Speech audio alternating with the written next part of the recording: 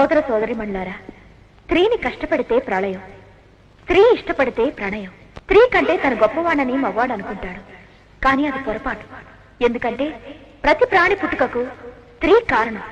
అంతెందుకు, భారత మాత అంటారు తప్ప భారత పిత అనరు, భూదేవి అంటారు తప్ప భూదేవుడు అనరు.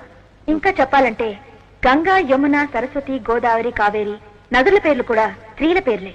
అంచేత వాళ్ళు స్త్రీని గౌరవించడం నేర్చుకోవాలని చెప్తున్నాను. మేడం గారు కాసేపు ఢమ్ ఢమ్ లాడించారు, చాలా బాగుంది, థ్యాంక్ యూ.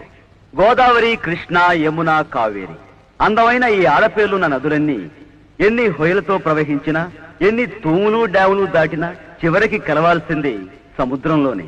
అలాంటి సముద్రాన్ని సముద్రుడు అంటారే గాని సముద్రి అని ఆడపేరుతో పిలవరు. కనుక ఎప్పటికైనా ఆడది చేరుకోవాల్సింది మగవాడిలోనేనని గౌరవనీయులని మేడం గారు తెలుసుకుంటే మంచిది. ప్రతి ప్రాణి పుట్టుకకి ఆడది కారణం అన్నారు, నిజం. కానీ స్త్రీ క్షేత్రం అయితే పురుషుడు బీజం. విత్తనం లేనిదే ఎంత పాటిమట్టిలోనైనా మొక్క మొలవదన్న విషయం మేడం గారు గ్రహించాలి.